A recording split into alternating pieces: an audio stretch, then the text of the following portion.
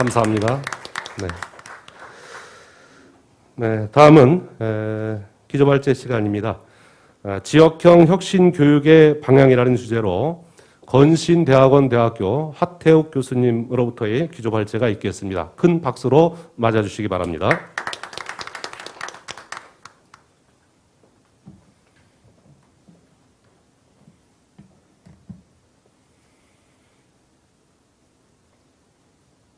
네, 반갑습니다. 방금 소개받은 하태욱이라고 합니다.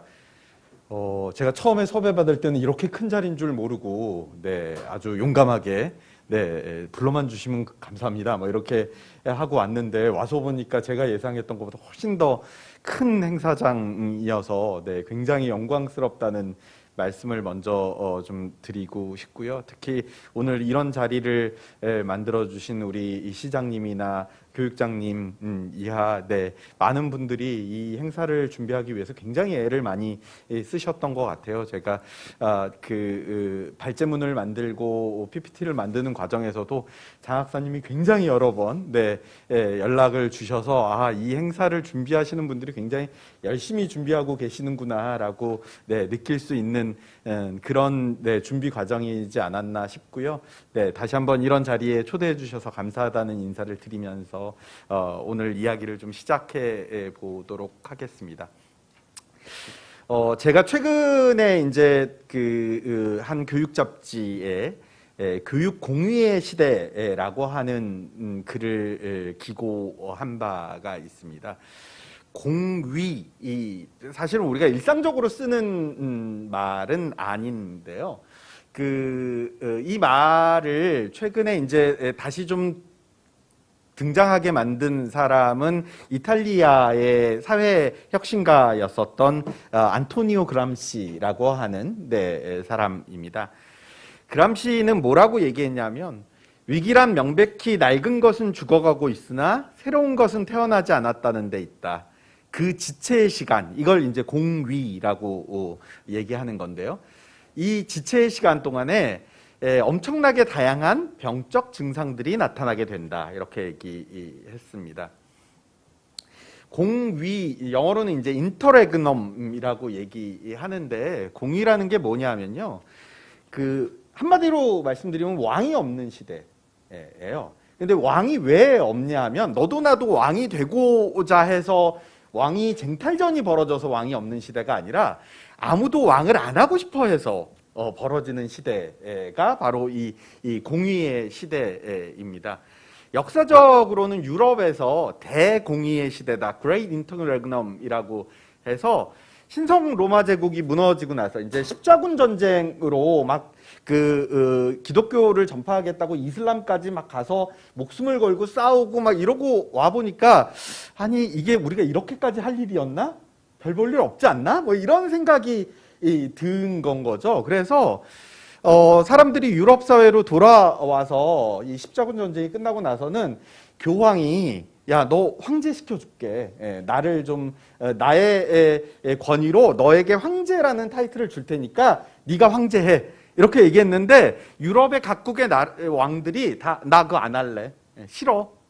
나 시키지 마. 이러고 서로들 다 안 하는 시대가 열렸었다고 해요.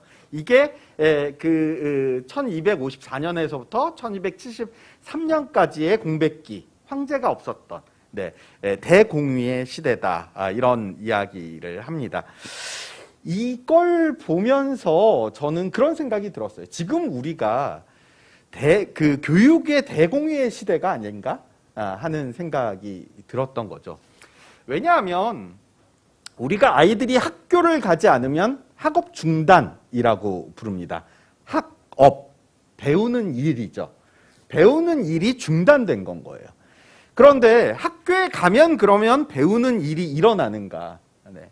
제가 사진에도 가지고 있지만 선생님 앞에서 수업하고 계시는데 1명, 2명, 3명이 앉아 있습니다. 얘네들도 뒷모습이기 때문에 눈을 뜨고 있다고 우리가 장담할 수는 없는 네, 그런 상황인 건 거죠.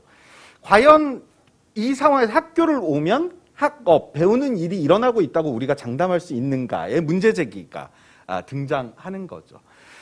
거기에 이제 한 걸음 더 나가 보면 우리가 코로나 사태를 겪으면서 한 명, 두 명이 배우는 일을 멈추는 것이 아니라 전국의 모든 아이들이 배우는 일을 멈추게 되는 사태가 벌어졌습니다. 전국뿐만 아니라 사실은 전 세계의 아이들이 모두 배우는 일을 멈췄습니다. 그래서 배우는 일이 없어졌나? 완전히 멈춰졌나? 라고 질문해 보면 또 정확하게 얘기하면 그건 또 아닌 것 같아요. 어떤 형식으로든 아이들은 어떤 방식으로든 배우고 있더라는 거죠. 그러니까 예전에는 우리가 학교라고 하는 제도, 그것이 교육의 공위, 황제 권위를 가지는, 그래서 학교를 가면 배움이 일어나는 거였고, 당연히 학교를 가지 않으면 배움이 중단되는 시대였다고 한다면, 지금 과연 우리가 그 학교가 그 황제의 권위를, 교육이라고 하는 분야에 있어서 황제의 권위를 당연히 갖고 있다라고 얘기할 수 있는가에 대한 문제 제기를 우리가 좀 해봐야 되지 않을까 하는 생각이 드는 겁니다. 코로나 사태로 애들이 학교를 안 가니까 애들한테 물어봤어요. 야, 니네 학교 안 가니까 좋냐? 학교 안 가도 괜찮냐? 이렇게 물어봤더니 애들이 아니요, 학교 가고 싶어요. 이렇게 대답을 한 거예요. 왜 가고 싶니? 물어봤더니 친구를 만나러 가고 싶습니다. 이렇게 얘기하는 거죠. 부모님들께도 여쭤봤어요. 애들이 학교 안 가니까 괜찮으세요? 그때 아니요, 학교 갔으면 좋겠어요. 왜 애들이 학교 갔으면 좋으시겠어요? 그랬더니 애들 밥 해주기가 너무 힘들어요. 그럼 학교는 뭐 하는 곳이죠? 학교는 친구 만나게 해주고 밥 해주면 끝나는 곳인 건가요? 그러니까 제가 이 이야기, 이 교육 공유의 시대라고 하는 것을 통해서 드리고 싶은 이야기는 뭐냐 하면, 과연 학교란 무엇을 하는 곳인가에 대해서 우리가 다시금 점검하지 않으면 교육의 본질 문제를, 배움의 일이라고 하는 것, 학업이라고 하는 것이 무엇인지를 근본부터 다시 세우지 않으면 단순히 우리가 방역을 잘하고 단순히 우리가 학교를 잘 정화해서 아이들을 그냥 와라 라고 얘기한다고 해서 이 문제가 해결되는, 그냥 당연히 해결되는 것은 아니라는 건 거죠. 그런 의미에서 과연 학교는 무엇을 하는 것이고 무엇을 해야 하는 곳인가, 아이들의 배움이 보장받기 위해서는 배움의 일이라는 것이 실제로 학교에서 일어나기 위해서는 무엇을 해야 하는가라고 하는 근본적인 문제 제기를 우리가 2000교육의 혁신교육 포럼에서 다루지 않으면 안 되는 것 아닌가라는 말씀을 좀 드리고 싶어서 이 교육 공의의 시대라고 하는 문제 제기에서부터 오늘의 이야기를 좀 시작해 봤습니다. 그런 의미에서 교육 혁신과 관련된 영상을 한 편 좀 보여드리려고 합니다. 조금 길 수도 있는데 이게 제가 드리고 싶은 이야기의 핵심을 거의 다 다루고 있어서 요거 한 편 보여드리는 게 제가 10분, 20분 떠드는 것보다 나을 것 같아서 일단 좀 보여드리도록 하겠습니다. Albert Einstein once said, "Everybody's a genius. But if you judge a fish by its ability to climb a tree, it will live its whole life believing that it is stupid." Ladies and gentlemen of the jury, today on trial we have modern day schooling. Glad you could come. Not only does he make fish climb trees, but also makes them climb down and do a 10-mile run. Tell me, school, are you proud of the things you've done?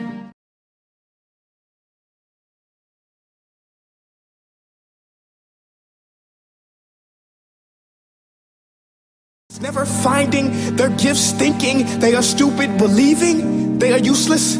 Well, the time has come, no more excuses. I call school to the stand and accuse him of killing creativity, individuality, and being intellectually abusive.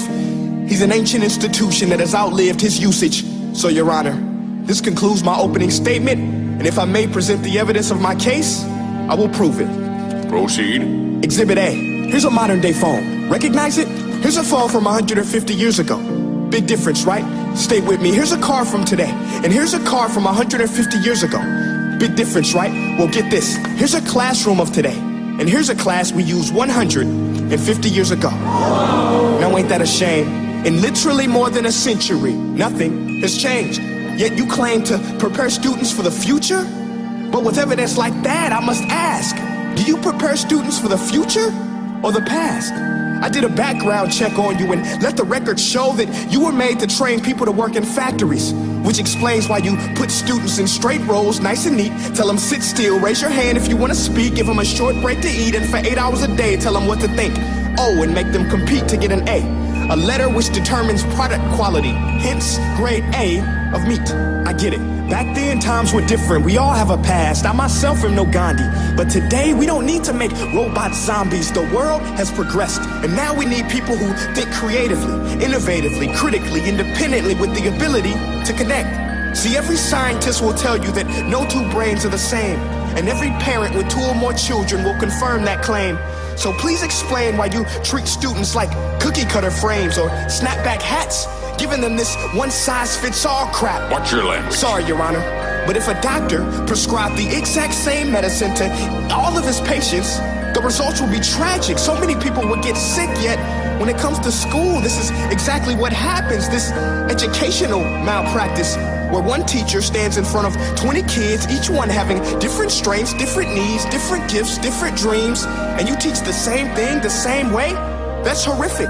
Ladies and gentlemen, the defendant should not be acquitted. This may be one of the worst criminal offenses ever to be committed.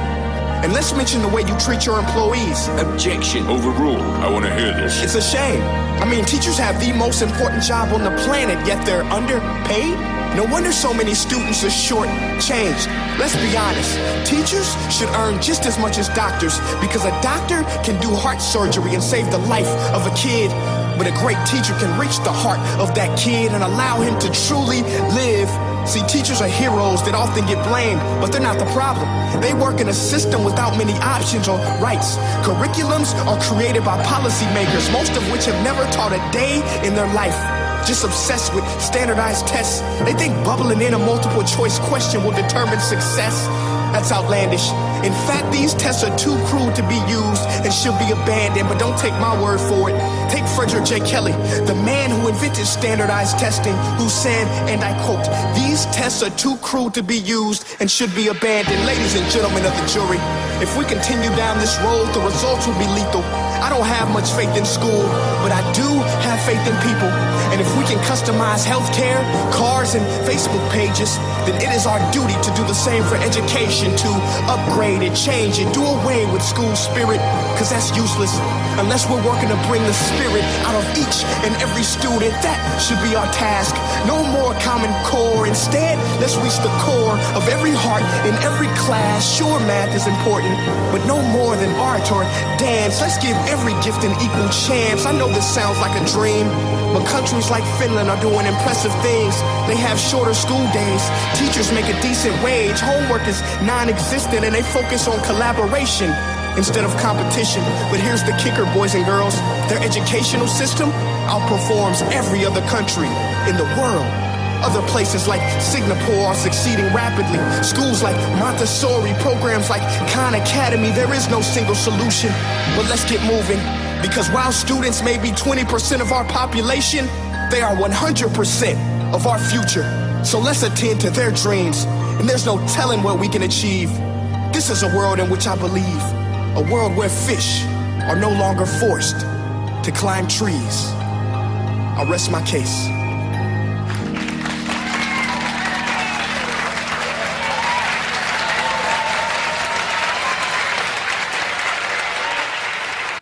네, 제가 만든 영상은 아니고요. 네, 제가 우리나라에 처음 소개한 영상이기는 합니다. 교육계에 계신 분들은 아마 이전에 연수나 이런 데서 많이들 보셨을 것 같은데, 제가 더 많은 분들이 좀 보셨으면 좋겠어서 유튜브에 자막을 달아서 올려놨어요. 그래서 혹시 다시 보시고 싶으신 분들은 유튜브에 가셔서 근대학교를 재판합니다로 검색해 보시면 네, 이 영상을 보실 수 있고요. 더 많은 분들과 같이 나눌 수 있었으면 좋겠습니다. 이 만평 역시 제가 인터넷에서 우연히 찾은 만평입니다. 심사위원이 가운데 있는데 뭐라고 얘기하냐면, 공정한 선발을 위해서 모두에게 똑같은 기준을 적용하겠다, 이렇게 얘기합니다. 누가 나무 위에 빨리 올라가나 보자. 네, 이렇게 이야기하는 거죠. 누가 제일 유리합니까? 일반적으로 원숭이가 유리하다고들 많이 얘기하시는데 여기 네, 새가 한 마리 있습니다. 부모가 물려준 것이 완전히 다른 아이들이죠. 뭐 새는 어쩔 수 없다 치고 나머지는 그래도 하나의 잣대로 재는 게 공정한 것 아니야? 이렇게들 이야기하죠. 근데 우리가 그 관점에서 공정과 공평의 문제들을 상당히 혼돈하고 있다라는 문제 제기들이 요즘 나오고 있습니다. 모두가 다 똑같아지는 것이 공정한 것이 아니라 그건 공평한 것이죠. 다 n분의 1로 나눠 가지는 것. 이것이 공정한 것이 아니라 네, 공평한 것입니다. 어떤 사람은 많이 먹고요. 어떤 사람은 조금 먹죠. 어떤 사람은 배가 부를 수도 있고 어떤 사람은 배가 더 고플 수도 있습니다. 그걸 다 똑같이 나누는 것, 똑같은 기준을 대는 것이 과연 우리가 공정한 것이냐에 대한 문제 제기가 있죠. 그런 의미에서 아까 영상에서도 나왔고 이 만평에서도 아인슈타인의 말입니다. 이런 제도 속에서 우리가 평생 나무에 올라가는 것은 꿈도 꾸지 못한 채로 난 실패자야 라고 생각하는 이 놀라운 헤엄치는 능력을 가진 물고기들을 계속 실패자로 놔둘 것인가, 아니면 그 헤엄치는 능력을 마음껏 발휘해 가면서 신나게 물속의 나무들을 타오를 수 있도록 지원할 것인가의 문제가 우리 앞에 놓인 소위 혁신교육의 과제이지 않을까 하는 생각이 듭니다. 이거 역시도 제가 인터넷에서 우연히 찾은 만평이에요. 배경은 어느 국제학교입니다. 선생님이 그 학생들에게 네, 질문을 던졌습니다. 다른 나라에서 일어나는 식량 부족 사태에 대해서 여러분들 자신의 의견을 한번 얘기해 보세요. 그랬더니 아프리카 학생이 식량이라는 게 뭡니까? 이렇게 물어봤어요. 아프리카엔 식량이 부족하다는 풍자인 거죠. 유럽 학생이 선생님 부족하다는 게 뭐예요? 너무 풍족한 사회를 살고 있다는 풍자죠. 미국 학생이 선생님 다른 나라라는 게 뭐예요? 세상에 미국만 있는 거 아니에요? 이렇게 질문한 거예요. 그랬더니 중국 학생이 선생님 자기 의견이라는 게 뭐예요? 네. 이게 제가 인터넷으로 우연히 찾은 거라 누가 언제 왜 그렸는지 모르겠습니다. 다만 영어로 써 있던 걸 제가 한국어로 번역한 거여서 아마도 서양의 만평가가 중국의 언론의 자유 문제를 비판하기 위해서 쓴 그 그린 만평이 아닐까 하는 생각이 듭니다. 근데 저는 이걸 보면서 교육적으로 좀 해석이 되는 거예요. 만약에 한국의 만평가가 교육 문제를 풍자하기 위해서 그린 만평이라고 생각한다면 마지막에 한 칸이 더 있었을 것 같아요. 한국 학생이 마지막에 등장하는 거죠. 손을 들고 질문합니다. 뭐라고 질문했을까요? 아이고, 네. 선생님, 그거 시험에 나옵니까? 이렇게 질문하는 거죠. 제가 드리고 싶은 이야기는 뭐냐면요. 우리 아이들은 세상에서 일어나는 수많은 일들, 아까 의원님이 인사하실 때도 프랑스의 독일 아이들이 오고, 이런 그 말씀을 하시던데, 그야말로 글로벌의 시대이지 않습니까? 우리 아이들은 세상에서 일어나는 수많은 일들을 가지고, 그것이 식량난의 문제든 자원 부족의 문제이든, 다른 나라의 일들이든 자기 의견을 가지고 시험에 나오지 않는 일들을 계속 연관해 가면서 살아갈 거라는 거죠. 그런데 우리는 아이들 보고 아니야 시험에 나오는 걸 네가 열심히 하면 너희들의 삶을 보장받을 수 있어 라고 이야기하게 되는 겁니다. 거짓말이죠. 왜 우리가 이런 거짓말을 하게 됐는가? 사실은 학교라고 하는 제도를 생각해 보면은요, 사실은 이게 거짓말은 아닙니다. 우리의 학교 체제는요, 사실은 그걸 위해서 탄생한 근대 사회에서 그걸 위해서 탄생한 제도이기는 합니다. 그런데 그 제도가 150년 정도를 내려오면서 더 이상 그런 방식으로 통하나 이 150년 뒤에도 라고 하는데 문제 제기가 있는 건 거고요. 그런 의미에서 우리가 하고 있는 그 이야기들이 혁신이죠. 혁신이라고 하는 건 가죽 혁자를 씁니다. 아니 뭘 바꾸자면 왜 난데없이 가죽이야? 이렇게 말씀하실 수 있는데 가죽을 쓰는 한자가 두 가지가 있죠. 하나는 가죽 혁자, 다른 하나는 가죽 피자입니다. 피자는 그냥 껍데기를 이야기할 때 피부 하는 그 피자죠. 피상적이다 할 때도 그 피자를 씁니다. 혁자는 가죽을 벗겨내서 무두질해서 성질을 완전히 바꾼 것으로 새로운 것을 만들어낼 때 비로소 혁자를 붙입니다.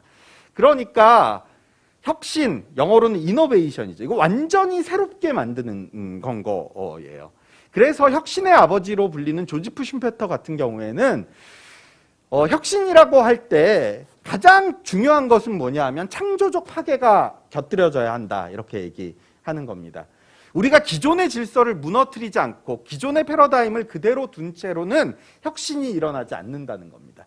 그것으로 만들어지는 것은 여기 제가 적어놓은 임프루브먼트, 개선과 향상일 뿐입니다. 우리는 과연 혁신 교육을 통해서 개선을 하고 싶은 거냐, 향상을 하고 싶은 거냐, 아니면 진짜 교육을 이 미래 체제에 맞게 완전히 바꿔낼 것인가, 우리가 원하는 게 무엇인가에 대해서 분명하게 이야기할 필요가 있다. 그런 의미에서 우리가 혁신 교육을 한다는 것은 기존의 묻고 낡은 풍속, 관습, 조직, 방법 따위를 완전히 바꿔서 교육을 새롭고 중요하게 만드는 것이다. 그 익숙하고 편안한 가족, 과연 우리의 교육에서 익숙하고 편안한 가족은 무엇일까요? 그것을 벗겨낸다고 굉장히 고통스러운 과정입니다. 그 고통을 감내해 가면서 이 가죽을 벗겨서 무두질해서 완전히 새로운 것으로 다시 태어나는 고통을 우리는 이겨낼 용의가 있는가? 이 질문에서부터 이천 교육의 혁신이 출발해야 되지 않을까 하는 말씀을 좀 드리고 싶은 거고요. 아까 말씀드린 대로 학교는 사실은 이 근대라고 하는 체제에서부터 출발했습니다. 이전에는 우리가 아이들을 학교에 모아서 가르치지 않았습니다. 이 시기에 제일 중요한 건 뭐였냐면 영화 대사도 있죠. 너그 아버지 뭐 하시노? 그죠? 부모가 무엇인지가 제일 중요했어요. 왕의 자식은 왕이고요. 귀족의 자식은 귀족입니다. 그러니까 네가 무엇을 어떻게 배웠는지 어떤 사람인지는 하나도 중요하지 않아요. 너희 부모가 무엇인지가 중요했죠. 그런데 이 시대가 등장하면서 드디어 능력주의 사회, 메리토크라시라고 하는 사회가 등장했고, 그때 핵심적인 제도가 바로 학교였습니다. 이 학교는 뭐라고 얘기했냐면 네가 누구의 자식인지는 하나도 중요하지 않아. 학교라는 공간에 오면 모두에게 다 똑같은 것을 가르쳐 주겠어. 그걸 네가 어떻게 소화하는지에 따라서 너의 삶이 달라질 거야. 너의 부모에 따라서 삶이 달라지는 것이 아니야. 이렇게 얘기했던 건 거죠. 그런데 시대가 후기 근대 산업사회로 오고, 심지어 이제는 정보화 사회, 요즘 유행하는 말로 4차 산업혁명의 시대까지 왔습니다.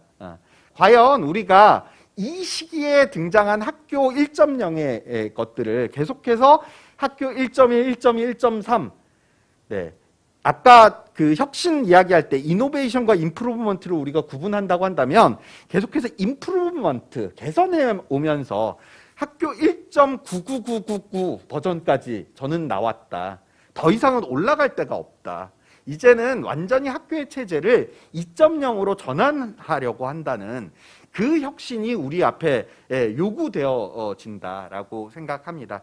그런 의미에서 학교가 미래의 체제로 2.0으로 전환된다는 것은 무엇인가?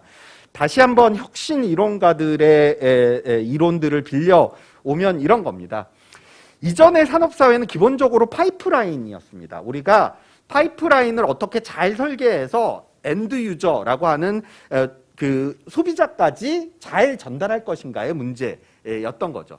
예를 들면 이 사진에 보이는 이 거대한 물체가 뭔지 아시겠습니까? 핸드폰 초기 버전입니다. 사이즈가 어마무시하죠. 이걸 어떻게 하면 작게 만들 수 있을까? 이게 이 당시의 핵심이었습니다. 그런데 제가 소비자로 핸드폰을 열심히 쓰면 핸드폰이 작아집니까? 불가능한 일이죠. 핸드폰을 작게 만드는 건 기업체가, 당시에 제일 잘 나가던 노키아나 모토로라가 해결해 줘야 되는 문제였습니다. 그런데 이런 게 등장했죠. 스티브 잡스가 아이폰을 처음 들고 나왔을 때 전문가들이 모두 비웃었다고 합니다. 아니, MP3 플레이어도 있고 핸드폰도 있고 전자수첩도 있고 전자사전도 있고 이미 다 있는 것들을 하나의 기기에 모았다고 그게 무슨 혁신이야, 이러고 비웃었다고 합니다. 그런데 스마트폰이 우리에게 가져온 혁신은 그게 아니었던 거죠.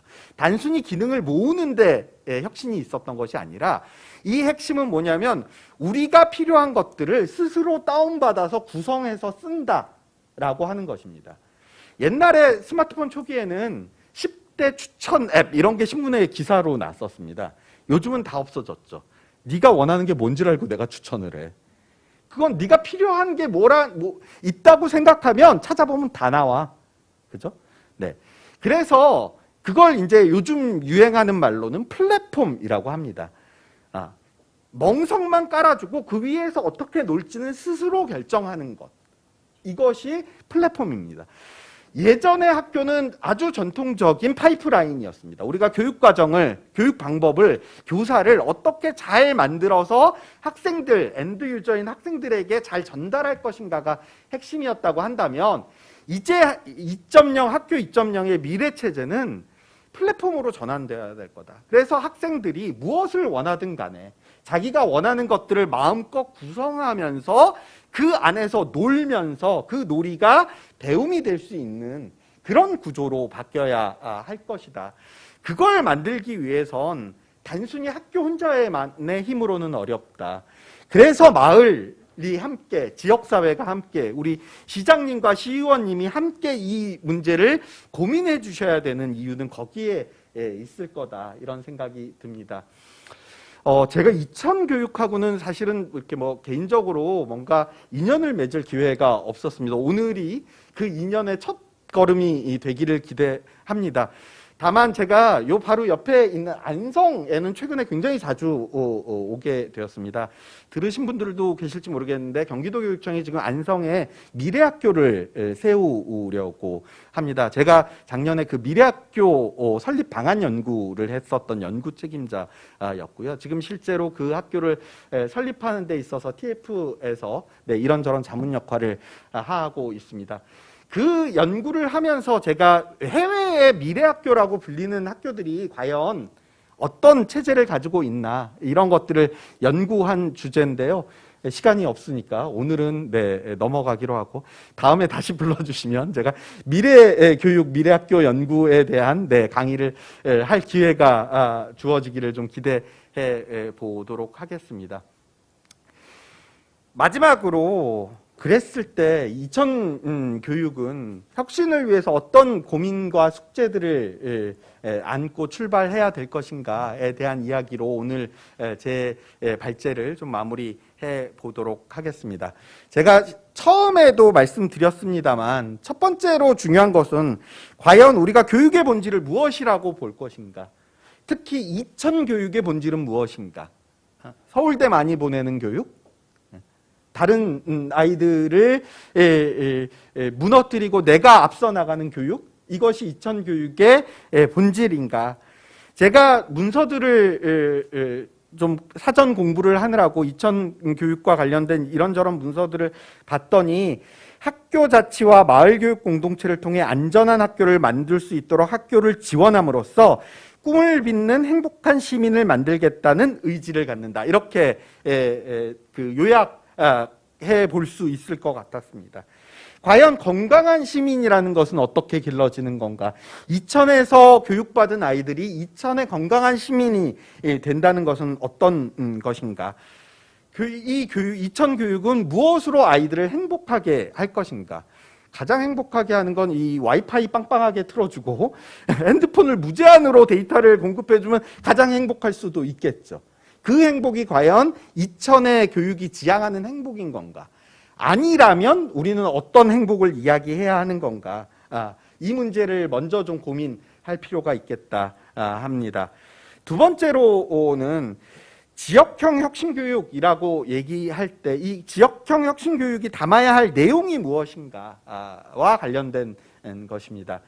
특히 이제 최근에는 오늘도 시장님과 시의원님이 함께 오셔서 마을교육 공동체를 말씀해 주셨습니다. 마을교육 공동체, 아까도 제가 말씀드렸습니다만 우리가 왜 교육이 마을을 호출하고 있는가?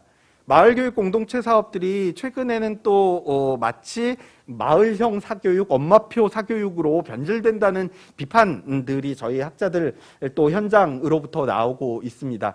단순히 아이들에게 방과 후나 특기 적성에 더 많은 다양성들 백화점식으로 늘어놓기 위해서 마을이 필요한 게 아니고요.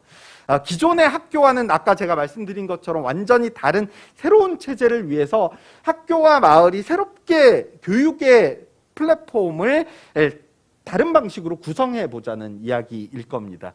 그 과정에서 우리에게 필요한 그 마을이라는 건 무엇인가 다시 한번 좀 고민해 볼 필요가 있다고 생각하고요. 그러기 위해서 최근에 또 등장하는 키워드가 바로 거버넌스일 겁니다. 그런데 말이 좋아서 거버넌스지 사실은 우리가 거버넌스를 해본 경험이 별로 없습니다. 교육청과 시청, 학교와 마을 이렇게 전혀 다른 사람들이 서로 언어도 다르고요. 문법도 다르고요. 같은 한국말을 쓰지만 서로 소통되지 않았던 사람들이 함께 모여서 공동의 목표를 향해서 가고 있습니다. 이 거버넌스의 체제들 어떻게 만들어낼 것인가 2000형 거버넌스 이것이 이제 중요한 숙제가 되실 거고요.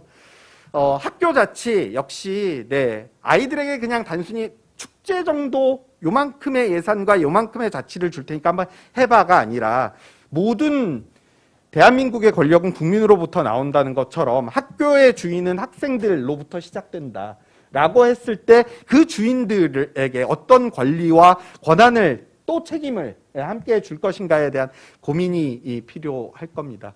이것은 우리 교육장님 혼자만의 힘으로 이루어질 수 있는 것도 아니고 교장 선생님 한 분 한 분의 힘으로 이루어질 수 있는 것들이 아닐 겁니다. 2002 모두 함께 새로운 교육체제, 미래의 교육체제들을 같이 이루어내겠다라고 하는 그 의지들을 가지고 오늘 이 자리에서부터 함께 논의할 때 비로소 2000 교육의 혁신이 일어날 것이다. 그 길에 저 역시 응원을 보내드리면서 오늘 이야기를 마치도록 하겠습니다. 고맙습니다.